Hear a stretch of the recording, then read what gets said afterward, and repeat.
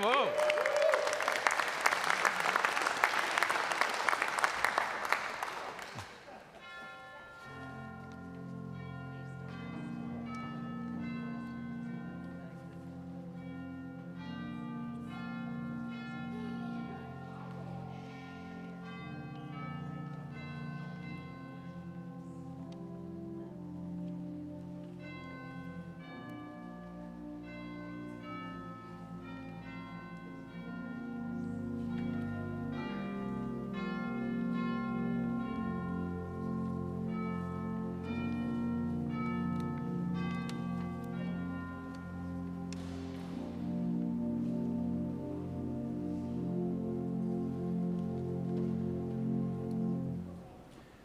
Friends, good morning. And welcome to worship here on this beautiful Sunday morning from the historic sanctuary of Fountain Street Church here in Grand Rapids, Michigan. My name is Nathan Dannison. I'm the minister here at Fountain Street. If this is your first Sunday with us, I want to welcome you to this incredible, beautiful place filled with wonderful human beings who come from all walks of life and bring countless traditions and faith journeys and practices through the doors of this place every Sunday. No matter who you are and no matter where you are in your spiritual journey or where you are in your journey of life, you are absolutely welcome here at Fountain Street Church. I want to thank all of you who showed up and turned out and were here last Sunday for the installation service that we had at 4 p.m. It was absolutely beautiful, and that was the work of dozens of hands, volunteers, folks all throughout the building and all throughout the city. We had guests from different religious traditions, guests from other denominations. We had participation from the United Church of Christ and even a few of our sibling churches around the park. And so that was really very special to me and to my family, and we are so honored to have felt so welcome at that service. That service is also available now on the church's YouTube channel. If you want, you have a chance to watch if you weren't able to be there and see Reverend George Hartwell returning to the pulpit here at Fountain Street Church to share a very profound and beautiful message as well. I want to welcome a guest to our sanctuary this morning. You've already been introduced to his music, but Ron Krebs is joining us on the organ bench today, and we are so delighted to have you with us, Ron. Thank you.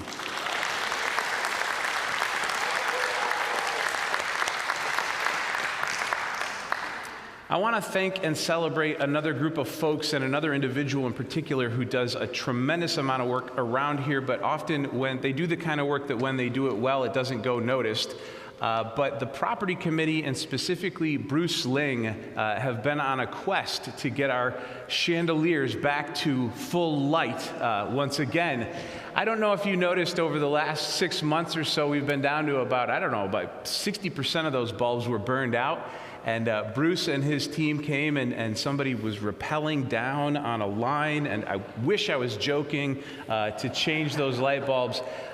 That is the kind of work that the property committee does around here to keep this place functional and working, and that's the work that Bruce has done for decades. And I just want to take a moment to say thank you to the property committee and to Bruce Ling especially for that work.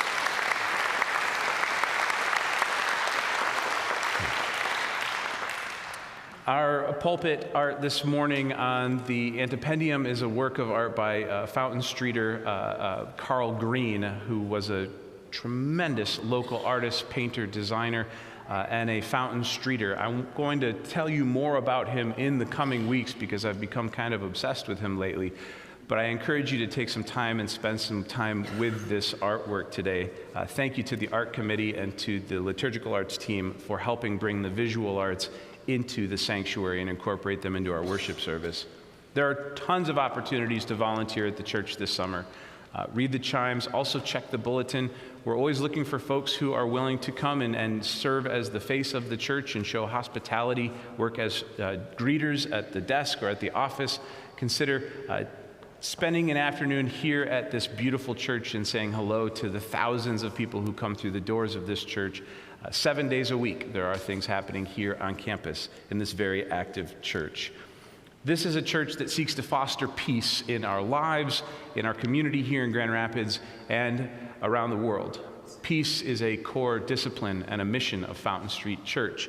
And so we bring that peace into our worship services on Sunday by greeting each other with words of peace and welcome and hospitality and joy. And so at this time, as I give a word of peace, you can return it if you wish, but then let's go ahead and share words of peace and welcome with each other. Friends, may peace be with you. Let's greet each other with words of peace.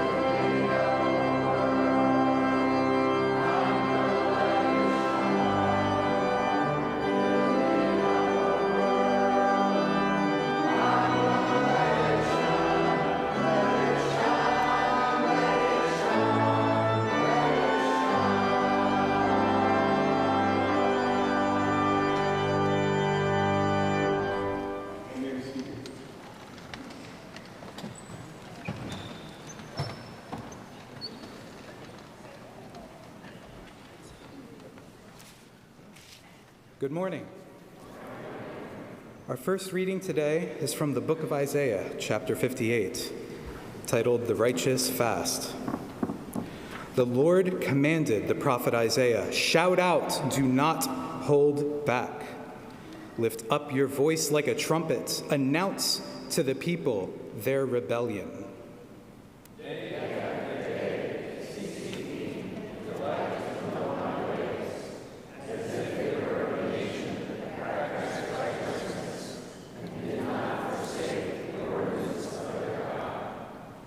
They ask of me righteous judgments. They want God on their side. Why do we fast, but you do not see? Why do we humble ourselves, but you do not notice? Lord, you serve your own interests on your fast day, and oppress all your workers. Is not this the fast that I choose? To undo the straps of the yoke and let the oppressed go free?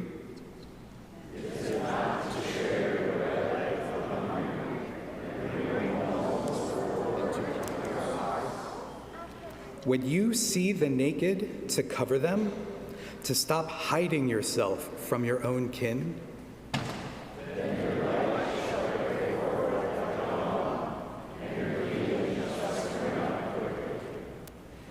If you remove the yoke of bondage from among you, the pointing of the finger, the speaking of evil,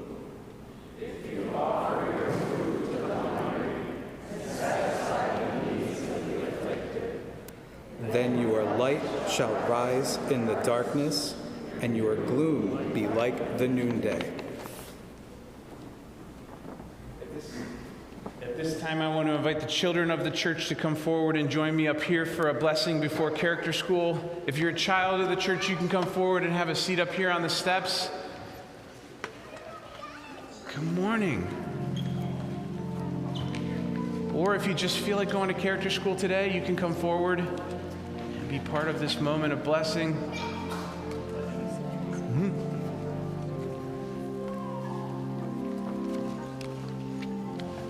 Good morning. Hey, gang.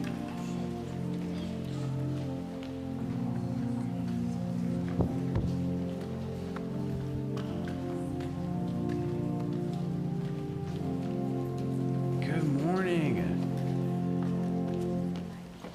I know in a minute you're going to be going up to character school and learning about being good neighbors. How many of you live, I'm just curious, how many of you live in the city? Like you live in the city, there's like houses by your house. Yeah. How many of you live in the country? Like there's a bunch of trees and stuff. Yeah. Yeah. So when we have neighbors and we live in the city, our neighbors are people. Where I live with my family, we live out in the woods, in the country. We're kind of swamp people.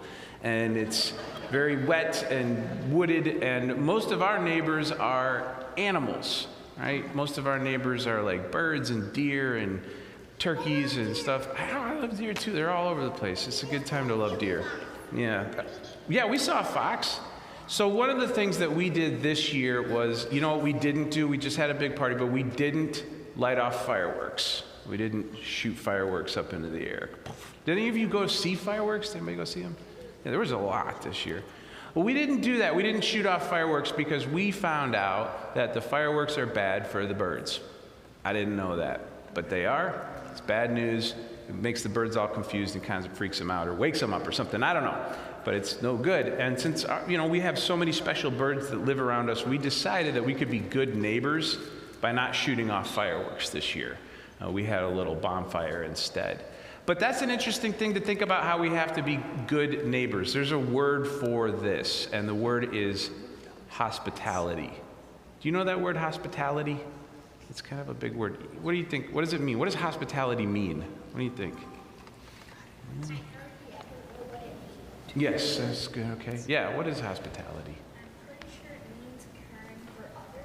Caring for others, yep. Specifically, it means caring for others who come into our lives, who turn out to be our neighbors, caring for others who are guests, who are visitors, who are strangers that we may not even know. I don't know any of the birds that live around me personally. I don't know what's going on in their lives. I don't know if they're dealing with the same kind of housing market that we have, but the birds are my neighbors, and so I try to show them hospitality. One of the most important things that we do at Fountain Street Church is we try to show hospitality. We try to welcome people in who we may not know, who may be guests. Yeah, what were you thinking? I have a neighbor who, when I met her, I was very shy, but I wanted to went and play parties all the time. That's awesome. You have a neighbor. BFF forever. And she's a neighbor. It's amazing. How cool is that? You had a neighbor and you met them and you were really shy, but now you play Barbies together all the time and you're BFFs. That's how it's kind of supposed to go.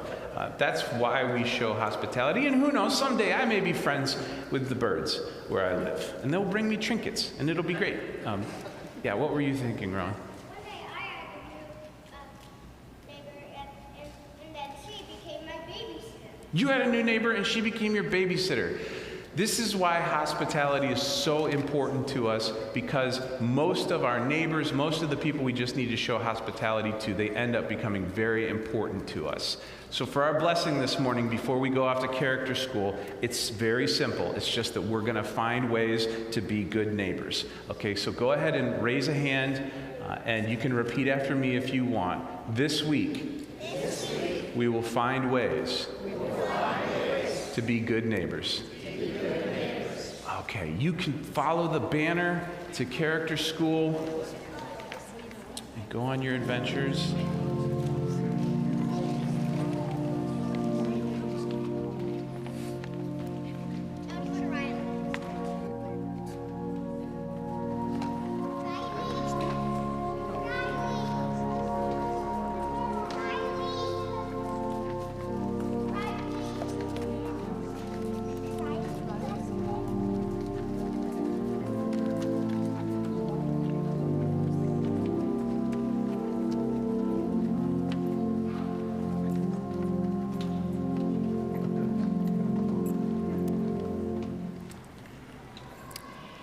This is the second reading from Jesus and the Disinherited by Reverend Dr. Howard Thurman. There is one overmastering problem that the socially and politically disinherited always face. Under what terms is survival possible? In the case of the Jewish people in the Greco-Roman world, the problem was even more acute than under ordinary circumstances, because it had to do not only with the physical survival in terms of life and limb, but also with the actual survival of a culture and a faith. It was this kind of atmosphere that characterized the life of the Jewish community when Jesus was a youth in Palestine. The urgent question was, what must be the attitude toward Rome? Was any attitude possible that would be morally tolerable and at the same time preserve a basic self-esteem, without which life couldn't possibly have any meaning? This question was not academic. It was the most crucial of questions. In essence, Rome was the enemy. Rome symbolized total frustration. Rome was the great barrier to peace of mind. And Rome was everywhere. No Jewish person of the period could deal with the question of their practical life, their vocation, their place in society, until first they had settled deep within themselves this critical issue. This is the position of the disinherited in every age.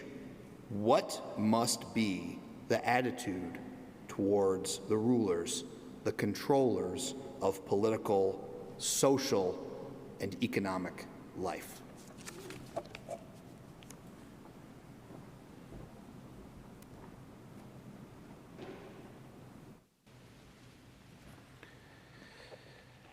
Friends, let's take a moment together in silence and meditation and reflect on these words.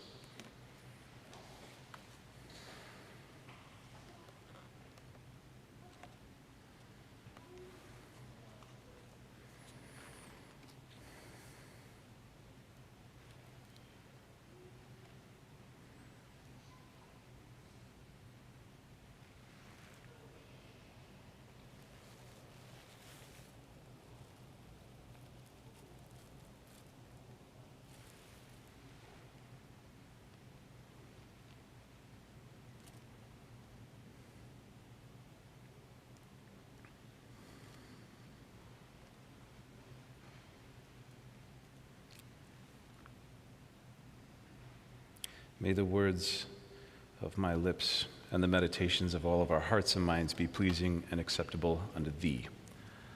Amen. Fountain Street Church, happy Sunday. Thank you. And also, happy Independence Day to those who celebrate. It is the birthday of America. I hear it's the 250th birthday this year, depending on how you count. Bit of a subdued 250th. Vibes are kind of off. The last time this country celebrated a huge milestone event was 50 years ago, the 200th. It was when the tower bells were installed. Felt like a very different age. I was not there, but I read about it in the Chimes, your newsletter. I want to talk about our relationship with the United States of America today and the meaning of our signs and symbols and the way that we employ them, and I can only do this from my own experience and perspective. Today's reading from Prophet Isaiah is a word of prophecy. It is a word of the reality that exists underneath the surface of this reality. Always remember that prophecy is not predicting the future. Prophecy is simply describing the true nature of reality. It is always consequential. Prophecy is more like arithmetic than soothsaying. Prophet Isaiah is expressing God's desire that nations behave a certain way, that they care for the poor and the weak and the outcast and the homeless and the naked. This is a word that suffuses the Bible from cover to cover, that the nation that fails to show hospitality to the stranger and care for the poor in their distress will meet with calamity. That is a descriptive prophecy. It's not retributive. It's not that God is punishing that nation specifically. It's simply, this is how things work. A simple reading of history could explain that as well. But that word is a word to a people, and we are a people. And in the United States of America, we are wrestling today with the kind of nation that we want to become, and that may still be available to us as a people. And I think that there is still a lot to celebrate. And one of the things that I've always done on the 4th of July is tried to remember all of the things that I love the most about the United States of America. I wouldn't be so politically active out there in the community if I wasn't fighting for something that I believed in. People who are nihilists about the United States of America, people who simply dismiss it or imagine that it is not worth saving, they have no fight out there. But as for me, I believe in Americans, and I love Americans, and most of my best friends are Americans, and I want to fight for them and for their future. And so I believe that there is something worth fighting for about the United States of America. And you can make your own list if you want to. I have mine, you make yours. My list includes things like the national parks, which I think are a miracle. They're under threat right now. Right? But the national park system is incredible. Or I think about Americans' posture toward adoption. Americans as a people, as a population, adopt more children into their families and households than the rest of the world combined. That's amazing to me. It's worth celebrating. And America is a nation of immigrants. And it truly can be a nation of sanctuary. I heard it put by someone far more eloquent and intelligent than me that if this nation chooses to spend the last 100 years of its existence in a xenophobic rage, then perhaps it ought to spend the next 100 years of its existence as a sanctuary for people around the world, that could be a form of repair. We negotiate this relationship with the United States of America, most of us because we are citizens of it. And I am a citizen of the United States of America. I did absolutely nothing to earn that status or privilege. My mom did all the work. Many people in the highest halls of power today are trying their damnedest to limit or take away other people's opportunities to claim that status and privilege, which is insane to me. The idea of fighting tooth and nail to take away from someone else something that you yourself did nothing to earn. I think immigrants The people who I know, immigrants who go through the terrifying and nigh on impossible struggle of becoming an American citizen, are objectively probably the best Americans. They want it, they fight for it. People like me did nothing to earn it at all. And so the idea of taking pride in my status as a citizen, it just rings hollow to me. The people who should take pride in that are the people that fought for, the people who actually went through that battle to get it, the one who saw the light in this place. Incidentally, I feel the same way about other things that I was born into, gender being one of them. It's bizarre to me that people are out there fighting a war on behalf of masculinity. It's something they did absolutely nothing to earn. But I was born here, and I'm a citizen of the United States of America, and the United States of America is an empire. I'm not interested in debating this topic anymore. I think it was a ridiculous debate. 20 years ago, we were still debating whether or not the United States was an empire. It was fashionable to try to claim that the U.S. was something different than an empire. You have a single nation on the planet that it's 4% of the population but controls 30% of the global economy. When that nation's language and currency is the fiat language and currency of global trade, and when that country's military commands more firepower than the next 10 countries combined, and when that country has 800 military bases outside of its own country in other countries, that's an empire. So I am a citizen of the United States, and I am a citizen of an empire. And I am a person who reads the Bible, which is really a book about people negotiating a relationship with God, however they understand that word, and empires, individuals.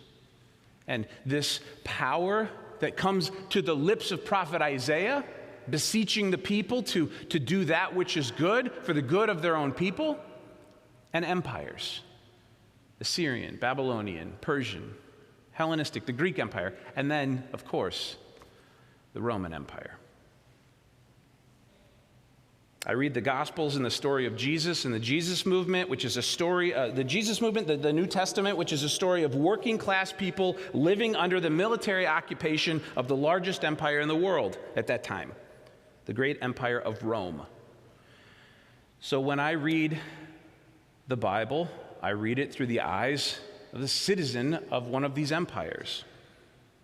And when I read the New Testament and I read the Jesus story, when I read myself into that story, I ask myself, what would I do under those circumstances?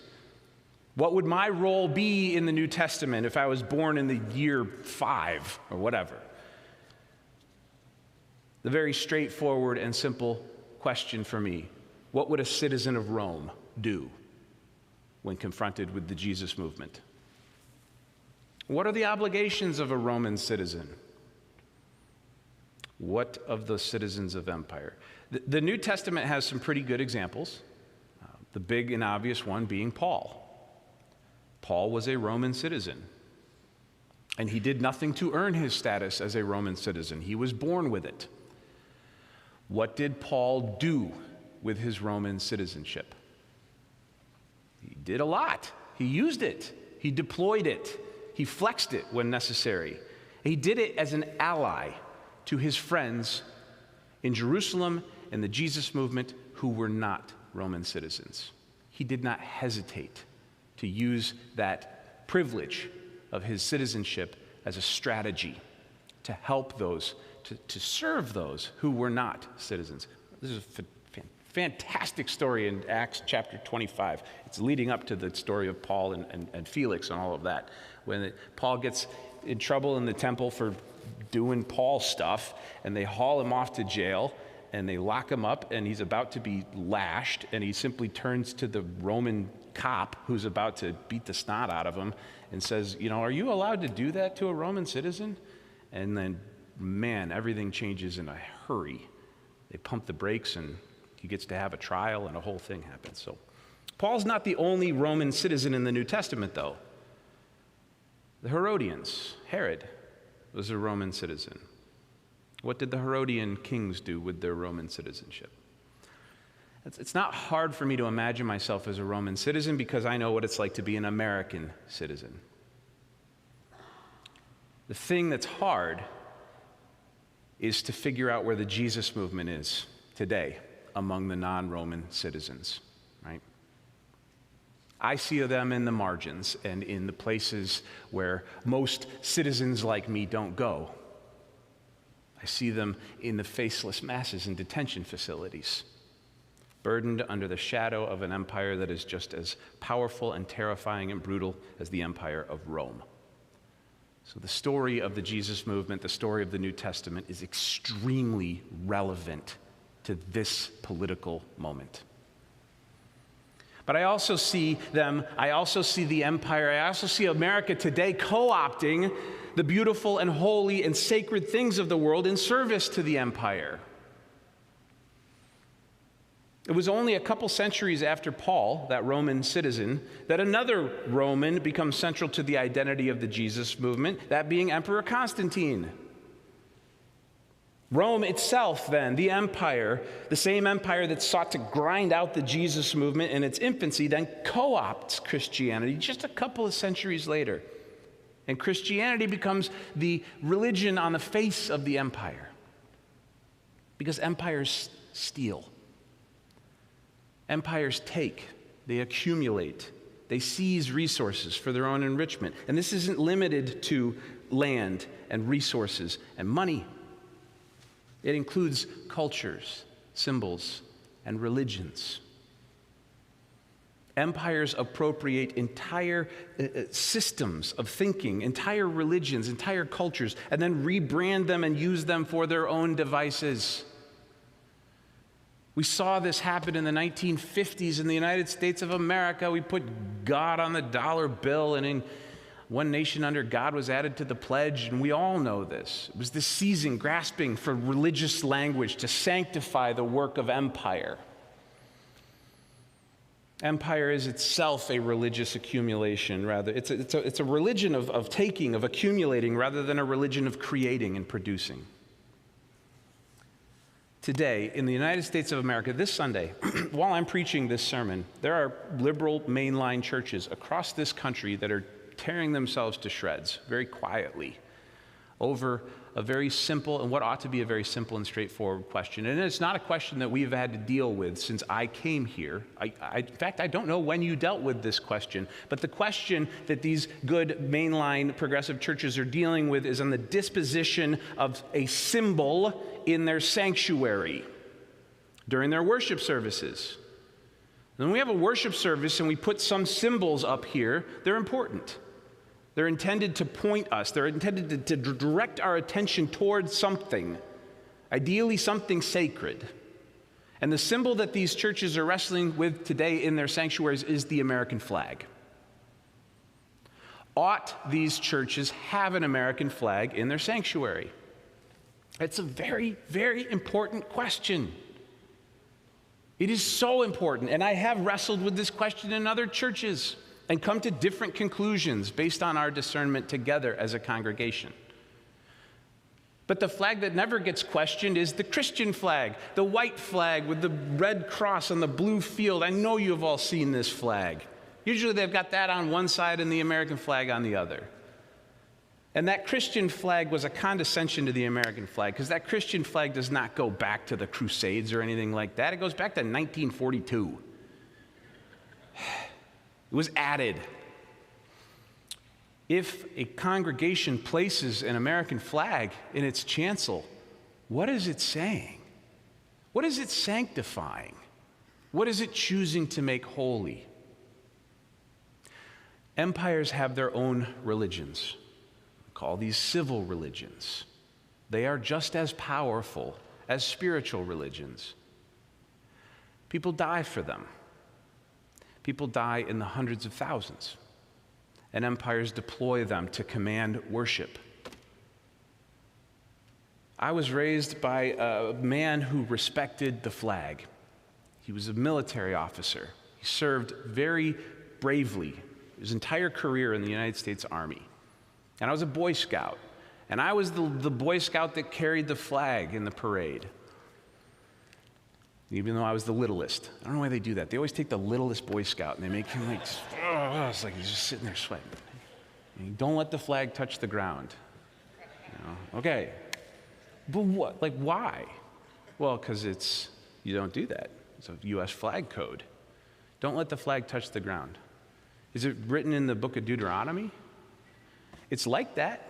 It's a religious prohibition that has to do with purity and danger. There are religious icons. So we bring a religious icon of an empire into our sanctuary? Is that what we're doing when we bring a flag up into the chancel? I think it's more complicated and nuanced than that. And this is why, as a citizen of the United States, I am given cause to reflect on the things about this country that I know can be good. And once again, when I see that flag, I make a choice in my heart to see not 800 military bases scattered around the world. I choose in my heart not to see the shadow of Rome. I choose in my heart to see hospitality. Hospitality is a very holy value to me. It's sacred. It's very special. And in the history of the United States of America, we have a history of hospitality. We have a history of welcoming immigrants to our country that is very unique. It is unique to the American experience. And so that's what I choose to see when I see that flag. And if this empire of which I am a citizen can live into that best possible value, then it is living up to the prophecies that Isaiah is calling out. And I believe that it can do that, and it has done that, and it will do that again. So, in this very narrow instance, I am indeed very patriotic. I am very patriotic, and I am very proud to belong to a nation that has a history of welcoming the stranger, and in its way caring for the poor and the outcast and those in need, and in its way giving birth to civil rights movements that have spread around the world. In its very and special, unique way, the United States of America can represent some of my highest and most sacred religious values. And then it comes into alignment with that which is best about human beings coming together and trying to build something new. So when I am considering my citizenship in this empire, every day in the streets, I will use this privilege to do whatever I can as an ally to those who do not have it. And that's the way in which I can slot myself into the Jesus movement, into this story, into this work. That is my responsibility as a citizen of the United States of America or a citizen of Rome. I've been given some marching orders. And when I choose to reflect on the nation of my birth, I will choose to see those better angels. The things, the moments, the times, even throughout this dark history and this very dark moment that are worth celebrating.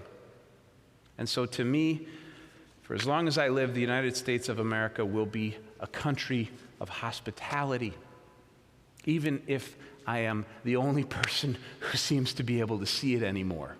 I will continue to fight for that United States of America, because I do think that it is special and that it is worth saving. It is worth saving. Amen.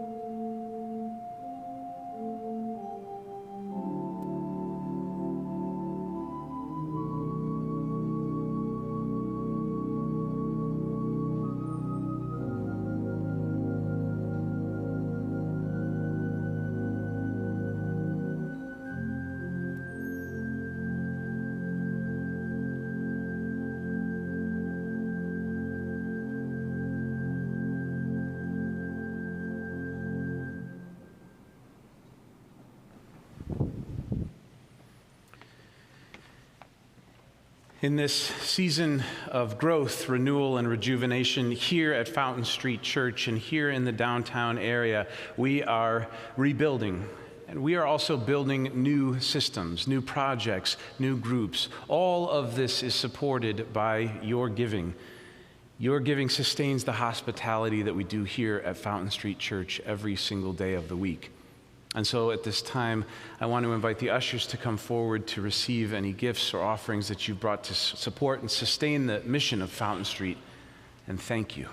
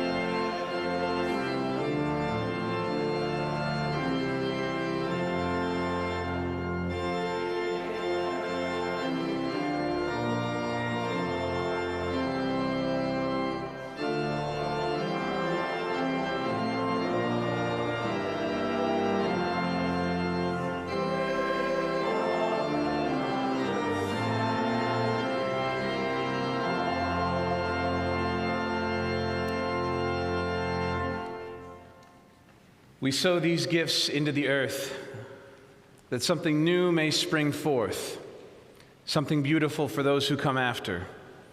We do this out of gratitude for all that we have received from those who came before. So may it be. Amen. And let's sing our closing hymn, This Is My Song.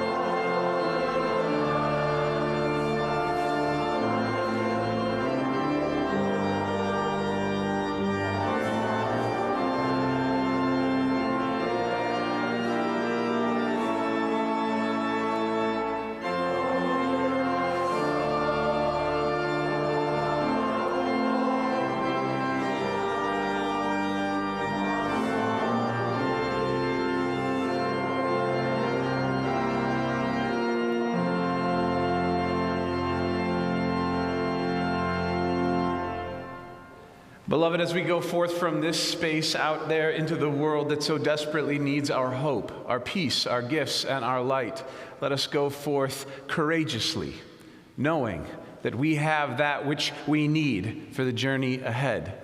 And let us remember how we save the world. Please join me in our responsive sending. Friends, the world will be saved by love. We go to love the world.